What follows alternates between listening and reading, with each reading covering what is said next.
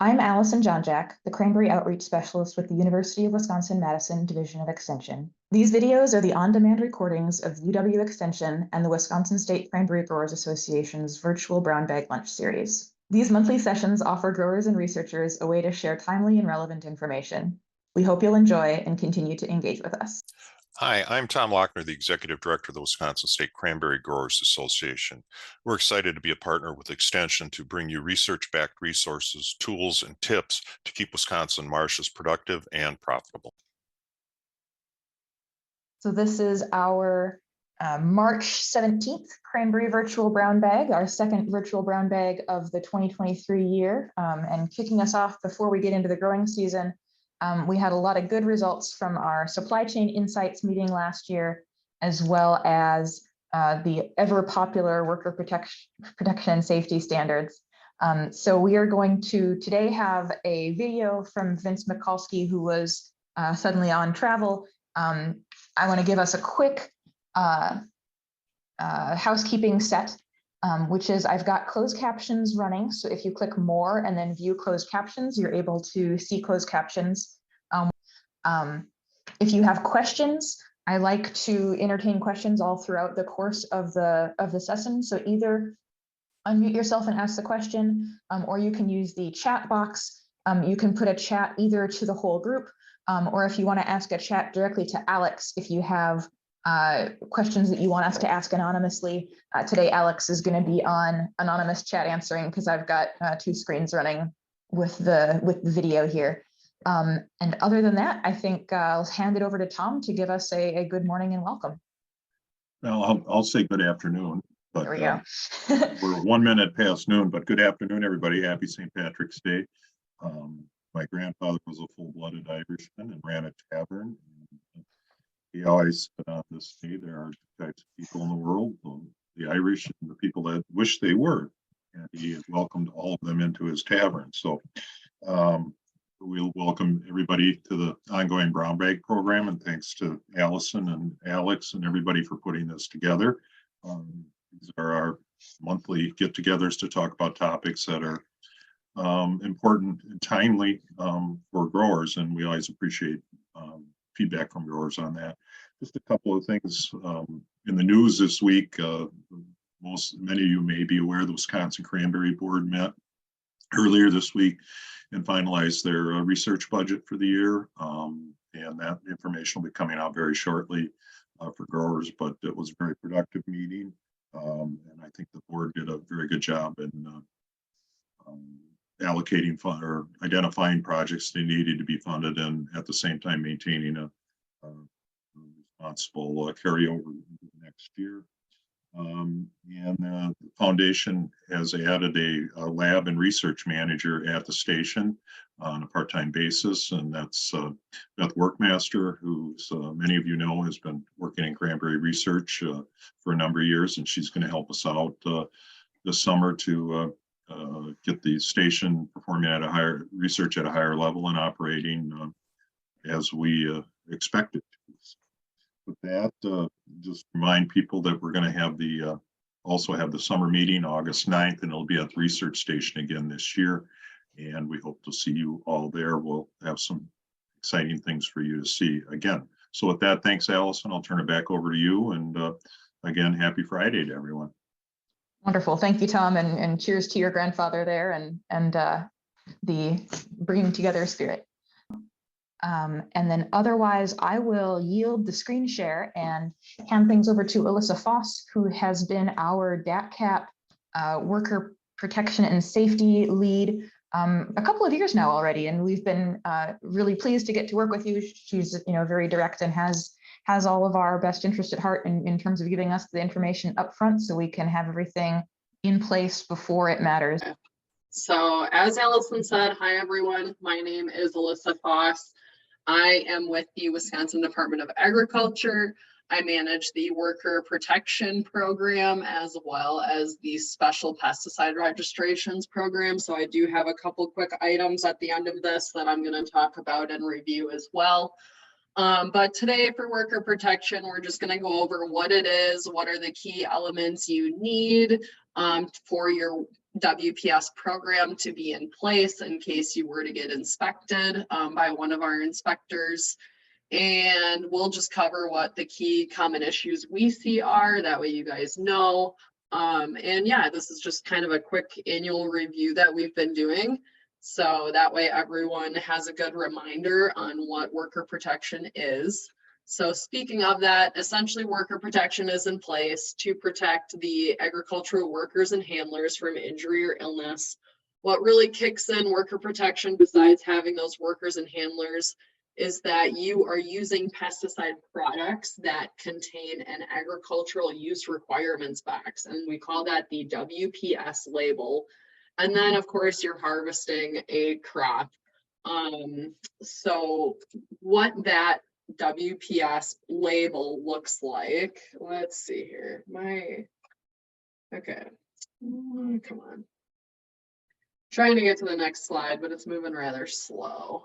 I'm sure you guys are familiar with what the WPS label looks like on a pesticide product label. We do see those a lot. Yes, I'm sure you do. And I have no idea why this is not. Haha, there we go. Okay, I'm going to leave my mouse right there. That way I know how to get to this. So I pulled up a product for example, but when you're reviewing those pesticide product labels, as you should be before making a pesticide application, make sure you are paying attention to that agricultural use requirements box. This is what kickstarts the WPS program to be in place on your farm establishment. And what it does is essentially it goes over the obligatory language on what WPS is, where to find it in the federal code. It will also tell you what the restricted entry interval is, and we will go over that. That is the time period after an application takes place that no one can enter the area of application. But if for whatever you did need early entry people to go in for something specific, it does carry your pesticide protective equipment, PPE requirements in this box. So there are 6 key areas of worker protection. There is the central information where you have to keep all the pesticide application information posted for your workers and handlers. The training has to be done annually, making sure that you are doing that ahead of the pesticide application season. So now is a great time to get that going with your workers and handlers if they are present at your establishment or as soon as they get there. Decontamination sites, where that should take place as far as if anyone needed to take off their PPE. Application restrictions go back to that restricted entry interval. And then obviously wearing personal protective equipment. Another part of WPS is the owner and immediate family exemptions, as well as worker handler interviews. The interviews are specific to if one of our inspectors are on your establishment and looking to conduct an inspection. We always ask to talk to one of your workers and handlers to see if they are aware of the worker protection elements, if they have completed their training. Do they feel safe working at your establishment? It's pretty basic questions that we ask, nothing too in-depth. So these are some of the areas I'm going to cover today in this presentation. Like I said, I'll also touch base on some common issues. So keep in mind some of this as I'm going through the information, but a lot of what we see as pretty typical WPS violations when we are doing our inspections is that people forget that the training has to be conducted annually. So that is your quick like WPS video, presentation conducted by a certified applicator. And then at the end of that, you guys will have your workers and handlers sign a sheet saying that they watched the video, and you keep that for 2 years. The central posting, making sure you have all of the application information posted in a central spot. So this usually takes place where your workers and handlers would congregate by chance. So usually like a check-in room or a lunch area, if you have one. Record keeping, making sure that you are keeping all of your records for 2 years. That is the kicker that will get people sometimes. It is 2 years for record keeping. Decontamination, this kind of goes in line with respirators and PPE, just making sure that everything is in good condition before having your workers and handlers use it, as well as with decontamination, just making sure that if they need to have water on hand, you have the applicable amount, and then that none of it is occurring inside an area of application. So we have 14 field inspectors that are located across the state. They each have specific county territories. So depending on where you are located, this is going to dictate who your environmental enforcement specialist is. And if you've had an inspection occur with us, you're probably familiar with who your inspector is. They're very nice people. Don't be afraid of them if they come on hand. We're here to help. They're here to help. Feel free to be proactive if you have any questions whatsoever. Go ahead and give your inspector a call. And if you go onto our DATCP website, I do have the link right there. But what you can do is find who your inspector is by county, and then it will list their phone and email. So be sure to go jot that down if you don't already have that for your inspector. But anything you have beyond worker protection, whether that's pesticide related information, what have you, just feel free to reach out to us. So the first part I'm going to briefly discuss here is the central location information and what that all requires. So not only do you need to have your pesticide application information in place at a central location, but you also need to have the iconic WPS poster that you see as item number 3 on that little chart. And then you also have to have the safety data sheets on hand for the pesticide products that you are applying throughout the year. So what we see a lot of is people will just commonly put their safety data sheets into a binder and have it displayed in the central location area. And so what I have on this slide are some examples of what your record keeping should look like for the central location information. So the most important part of keeping your application information is that you do need to include the crop that you are treating, the location of where that application is taking place. So a lot of times what we'll see is a big map that's also posted in the central location information, and it'll identify possibly each bog by a number or a letter or something that says, you know, we are doing an insecticide application at Cranberry bog number 1, 2, 3, just a way that people can identify, and it makes it easy and communicable for everyone. The application information also needs to have the pesticide product name, EPA registration number, what the active ingredients are, date of application, start and stop times. That is always one that is frequently missed. So if you are starting that application at 9:03 a.m. and you finish at 10:45 a.m., make sure that that is written down, as well as the re-entry interval. Like I said, that is listed in the agricultural use requirements box is where you can find that. So be sure to put that on your table. What I would recommend best is, you know, taking all of this information that needs to be required and make a spreadsheet essentially that you can fill in as you go throughout the season. A lot of times we'll see people use like a whiteboard of what you see on this door right here. And as the applications are being made, you can just fill it in as you go throughout the season. So this information does need to be posted at the central location for 30 days after that application has occurred. Once 30 days has passed, you can remove that application from the board that it is located on. So pesticide safety training, this is another topic that we see people get confused about or frequently miss. But this is the safety training that needs to occur annually. So that is at the beginning of every single year before pesticide applications are taking place. You should be covering with your workers and handlers one of those WPS videos or giving the presentation yourself. A certified applicator does not need to conduct the training, or does not need to take the training, certified applicators can be the one to provide training to workers and handlers. So you can find the WPS training video at PERC, which is PERC, and that is pesticideresources.org. You can find different flip charts, videos. There is what's called a train the trainer course. And that is if you do not have a certified applicator on hand and you need someone to conduct the training, that individual must take this train the trainer course. It takes about 2 to 3 hours to complete.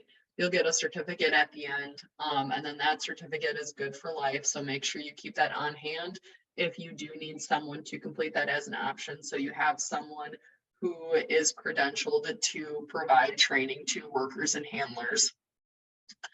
The training requirements, the records for it have to contain, after you provide the training, a worker name, address, signature, date of the training, who the trainer was, and what their qualification is. So are they a certified applicator? Did they take the train the trainer course? What is the employer name? So just write down, the name of your operation. And what was the training material used? Did you present to them a flip chart, a video? Along with that flip chart and video, please also cover site-specific information. So general information about your establishment, where you want them to check in and out, where they can eat lunch, where they can find common supplies they're going to need, where restrooms are located. Please cover that in all of your training, where pesticide products are located, where they can find PPE. That is also very important information for them to have prior to starting work at your establishment. The next part about this is decontamination site and supplies. So supplies is probably the most important besides the site. Supplies needs to include for a worker and handler, a gallon of water per worker, also with soap and single-use towels. Handlers will need 3 gallons of water with soap, single-use towels, and a change of clothes. You do not need to provide the change of clothes. They should bring their own change of clothes.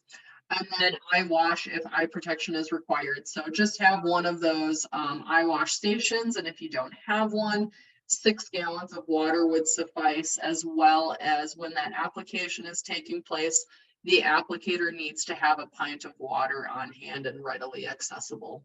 So a decontamination site isn't typically an area where someone can just regroup and take off PPE and, hose down with water if they need to before, after, during an application has occurred. So like I said, it should not take place in the area of application. Generally, with the cranberry bogs, we see it just outside of the bog. It's pretty easy for you guys to be in that grass area between the bogs. That is totally fine to have your decontamination site there. Usually what we say is it needs to take place, just outside of the area of application. It always needs to be at a mix and load site as well. So it's pretty straightforward, don't really overthink this. A lot of WPS is common sense. So application restrictions. So this is when we start talking about the AEZ, which is the application exclusion zone. So this pertains to obviously the area of application that when you're going through and making your pesticide application, that would be your application exclusion zone. Essentially what that is no one except the pesticide applicator can be in that area as the pesticide application is taking place. If someone were to enter the area, the pesticide application must cease until that person has been removed from the site. So what that also talks about with the application restrictions, like I said, on that agricultural use requirements box of a pesticide label, it's going to talk about restricted entry intervals. And this is the time period from when the application takes place.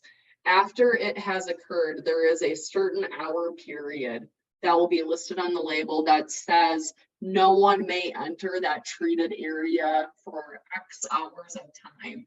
And depending on what that restricted entry interval is going to dictate whether you need to provide oral notification to your workers or you just need to put up signs. And we are going to cover what that is on the next slide here. But as you put up signs, They do need to be removed within 3 days of that REI expiring. And I cannot say that enough. We frequently see people who will just leave their signs up all year long. Please do not do that. That is a violation of WPS. The reason those signs need to come down 3 days after that REI expires is because if you leave them up all year long as like a do not trespass or no trespassing sign, those signs eventually become ignored because there's something that people see frequently. They start to just, put it out of their mind. It's not something that becomes easily noticeable to them. And then they also have no idea if it actually means that a pesticide application took place or not. And so we do not want those signs to be ignored. So please remember to put them up at the start of an application and take them down 3 days after an REI has expired. And if for whatever reason you have early entry work that needs to occur in those cranberry bogs, please go refer to the pesticide product label, look at that agricultural use requirements box. It is going to give you information about what PPE is required, but you do need to be very specific with those early entry workers on what information and activities they will be asked to perform. And then, as always, have decontamination supplies for them once they have completed that application.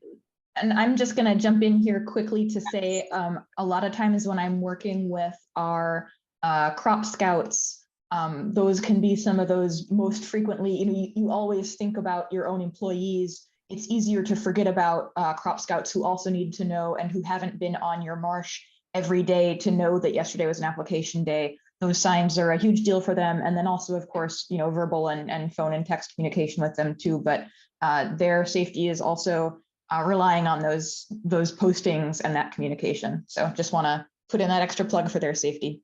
Yes, thank you so much for bringing that up, Allison. So that is very important. And that's another great reason as to why you need to stay on top of putting up those signs and taking them down if you're not always providing that oral notification to really anyone coming on your property of when pesticide applications are occurring. So I just brought up an example product. We'll look at Intrepid 2F. So here is the agricultural use requirements box for Intrepid.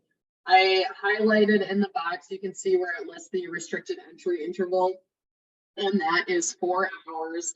So the question on here is, do you need to orally tell your workers or post signs at the field? So it depends. So for outdoor production, when the REI is greater than 48 hours, you are required to post the sign. When the REI is less than or equal to 48 hours, you do have the option of orally providing workers as well as like the crop scouts notification of when that application is occurring. Or feel free to just post the signs if that is just easier for your operation. So here I also have a picture of what those great WPS signs look like. If you do need more signs, I believe you can get them at Gempler's website, and that's pretty easy for you guys to access, and then put in an order request for those. And I'm also, in case anyone for whatever reason does do enclosed space production, I'm just going to list it here quick. If the REI is greater than 4 hours, you need to post. If the REI is less than or equal to 4 hours, you have the option of providing oral notification or posting those signs. So personal protective equipment, this is another portion you can find on the pesticide product label. It generally is listed right before directions for use, usually in that same spot as where the agricultural use box is on the pesticide product label. So make sure you are complying with what that PPE is. It is a federal requirement that is beyond WPS. This is a requirement for anyone that is using a pesticide product label. Always just make sure that you are checking your PPE before it is being worn by a handler, just to make sure that it's in good condition. Don't have ripped jeans or a t-shirt. Make sure that there's no holes in your gloves, that your shoes are in good condition. So just always keep that in mind, and that's just for personal safety. Respirators. If for whatever reason the labeled product requires a respirator to be used, this is another one that people may struggle with compliance, but I know the cranberry growers have generally done a pretty good job of this. Is for respirators, you do need to complete a fit test and medical evaluation.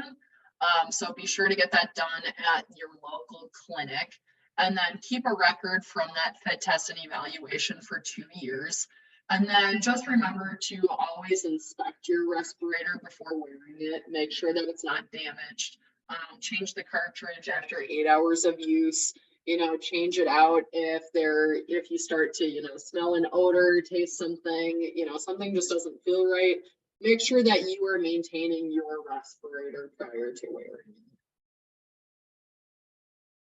Okay, does anyone have any questions on WPS? I know that was a pretty quick run through, but those are the main topics. You know, we've generally seen great compliance with the cranberry growers. You guys seem to be very on top of protecting your workers, and us at DATCP certainly appreciate that, and I'm sure that your workers and handlers do too. But before I move on to a couple other quick topics, which are the Endangered Species Act and special registrations, does anyone have any questions about WPS?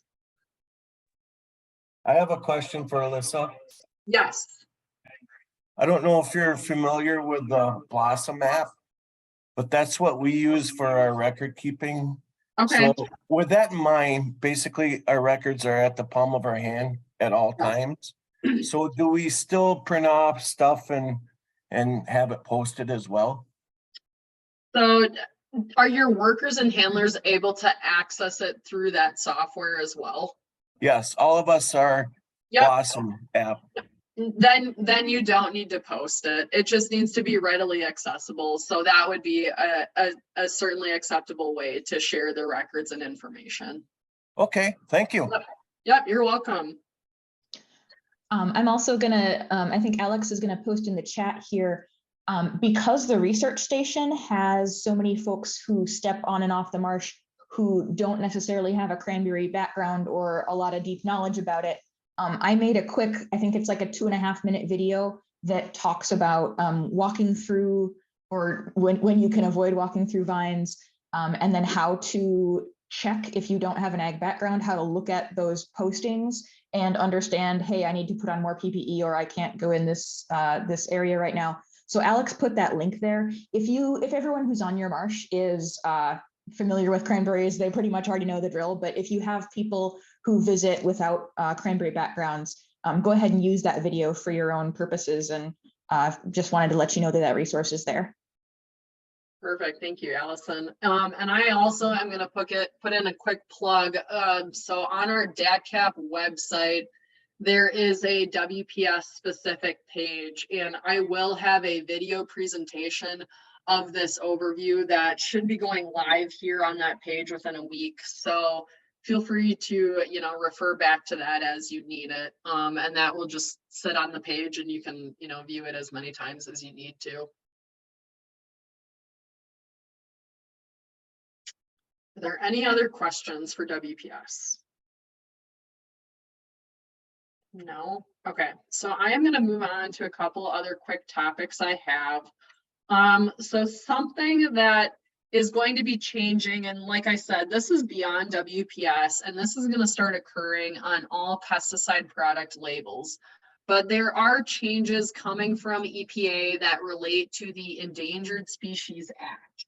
And what has happened is essentially EPA has been sued by multiple courts across the country for failing to meet their endangered species obligations. And so with that, they have been forced to start conducting new mitigation measures and putting those on pesticide product labels so that they are now in compliance with their endangered species obligations. And so what you are going to start to see is a new box on pesticide product labels, and it should say, you know, endangered species warning, hazard. It will be listed clear as day, but it's going to start to have a box essentially that talks about checking a product bulletin, the Bulletin's Live 2 page. And I believe this is something that the cranberry growers should be fairly familiar with certain insecticide products that you guys use. But so this industry, I'm not too concerned about if you guys are used to checking this. Other industries are going to have a really tough time with this because they're going to look at me sideways and say, I have to do what? But what this is with this new requirement, EPA is going to have this endangered species bulletin located on the website, and they link the website on the pesticide product label. So essentially, this is going to go beyond insecticide products. This is going to be starting to carry on fungicides, herbicides, insecticides. You will see this on all product labels. So as you are getting new product, please be sure to check that pesticide label, see if it has been updated and if it is carrying this Endangered Species Act. Because if it is, this, bulletins check is a requirement and is going to be an additional record that you need to keep along with your pesticide application records. And so what applicators and growers will have to do is come to this Bulletin's Live 2 page. They will have to then find on the GPS map here what their location is. You need to type in the application month and the intended product that you plan to use. So whatever product you're looking at that carries that endangered species box, type in that product. And what it's going to do is it's going to highlight an area, or it won't.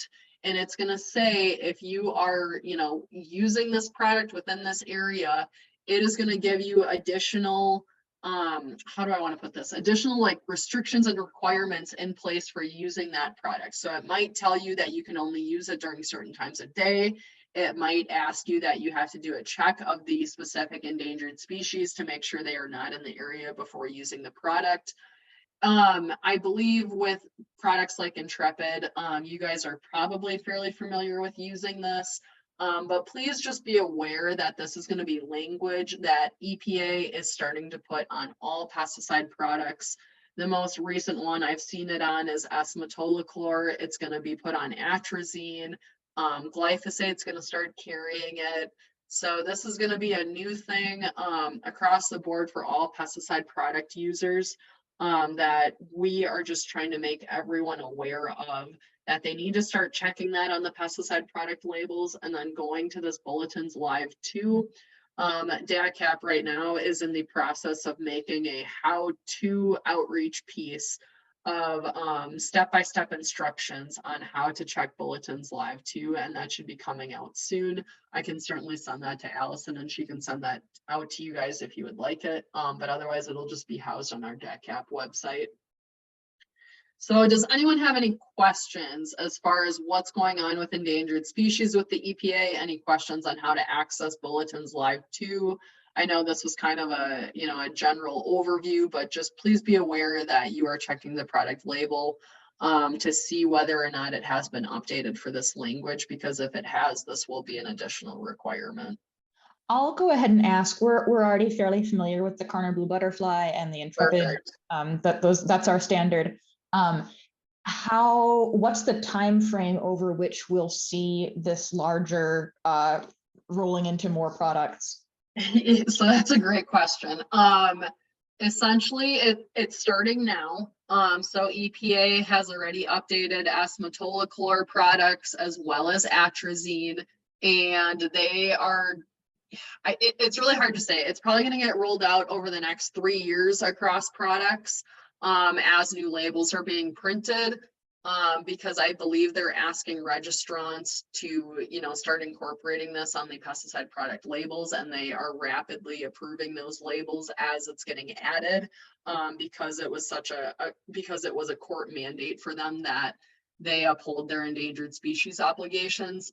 So like I said, as you get new product on hand, just do a quick check of that label to make sure either it's been updated or it hasn't.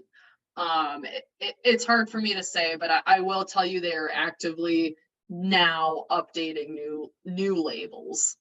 So it's already started. Okay.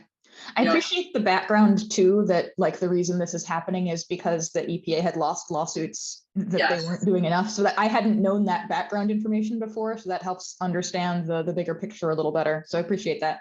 Yeah, absolutely. And I know Bulletins Live too can be kind of difficult to work, and it's going to be interesting how they maneuver this, especially with adding more products onto the site, because I'm pretty sure right now it only houses, a handful of products, and they're looking at adding thousands potentially. And I want to say right now, Bulletins Live 2 is just their starting block for the endangered species obligations, and it sounds like they will be evolving this program on pesticide labels, but in the next 5 to 10 years it's going to be a lot of referring to Bulletins Live 2 until they figure out a better, easier way to uphold their obligations to the Endangered Species Act. Fair enough. Yep. Okay, so the last thing I have to cover here quick is special registration. So Cranberries does have a special registration for the product Stinger that is clopyralid to be used post-emergent on cranberries. I'm just going to give a quick update about this. So right now, this special registration is going through its renewal. And what that means is we are just renewing it. We do this every 5 years with our 24C special registrations. But essentially it is in its open comment phase, which is a requirement for all of our 24C products. So you may have seen this news release come out. I believe it came out earlier this week. It is going to be out there for a week. So please feel free to send me a comment. Either you are a proponent of using Stinger and you see its need for the 24C, or you do not. We get a handful of comments back and forth both ways. But what we do then is we weigh those comments into the registration decision. At this time, I can tell you there's no reason we will not renew this registration. And that comment period is going to be closing on March 20th, at which point I work with the product registrant to finalize that 24C label. And then that label, I will usually send it out to the UW extension specialist who signed for it. So that would be Jed Calhoun. I can certainly send it out to the Cranberry Association. It gets posted to the DATCP special pesticide registrations page.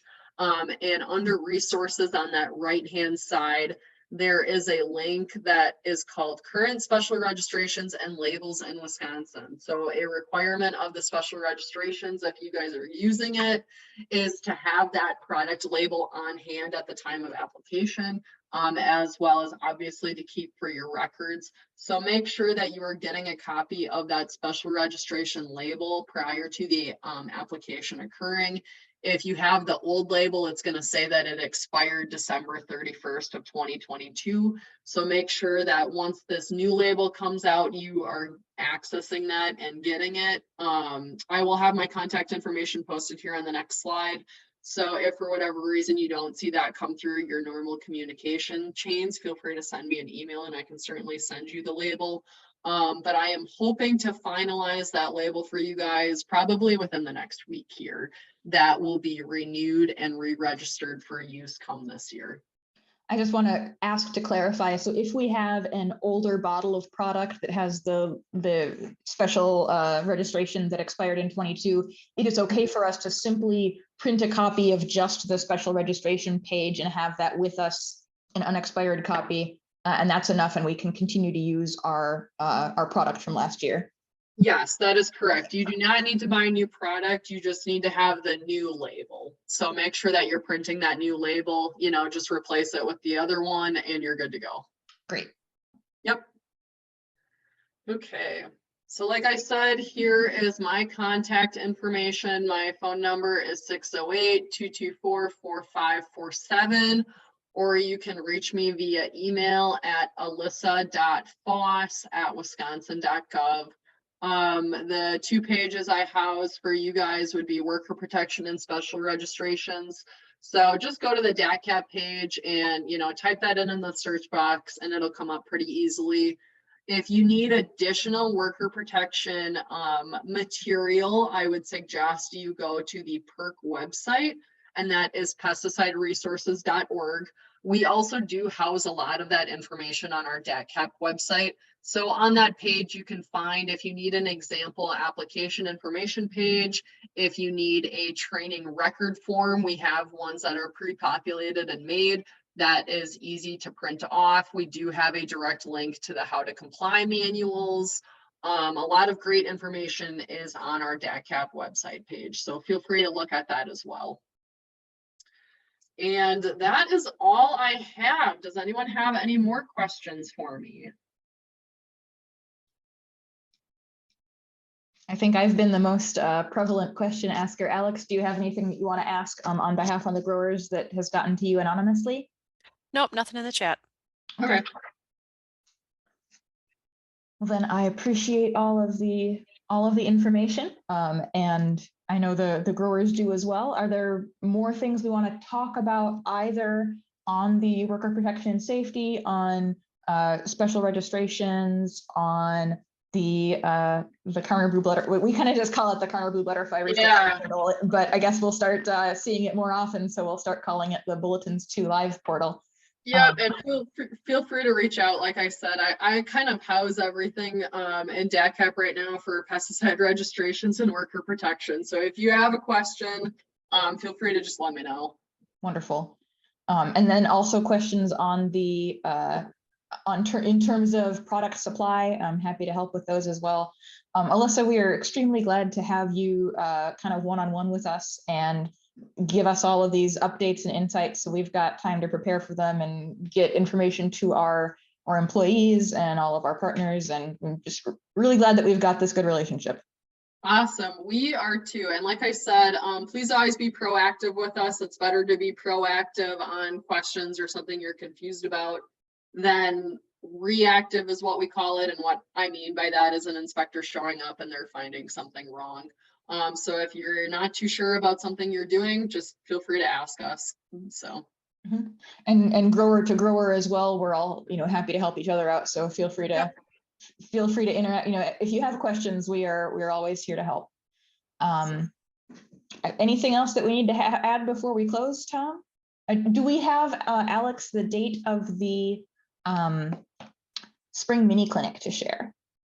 Yeah, we set that for April 19th. It's a Wednesday. Okay, April 19th, Wednesday, is going to be our spring mini clinic. So have that on your calendars. And other than that, I think I can release people out into their snowy or blustery days, and hope everyone has a productive and enjoyable rest of their Friday. Thank you. Awesome. Thank you, Allison.